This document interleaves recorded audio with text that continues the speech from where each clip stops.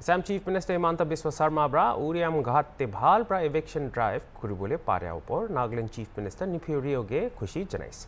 Assam de forest land clear kura laga faisla upor CM Sarma ba kuise Assam de eviction drive kura bra 1.39 lakh bighas forest mati khan encroach kura lubole parise. Aro Uriam Ghat khali laga eviction de 10,000 bighas nishna khali kuri digina ase kuise.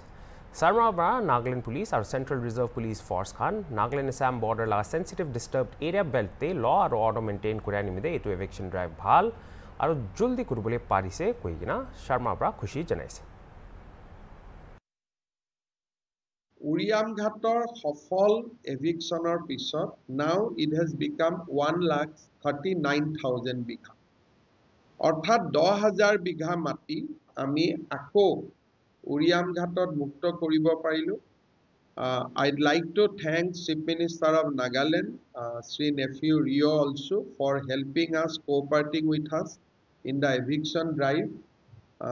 In fact, Nagaland Police, CRPF, which is in charge of DAB area to maintain the neutrality, everybody has helped us in this eviction drive.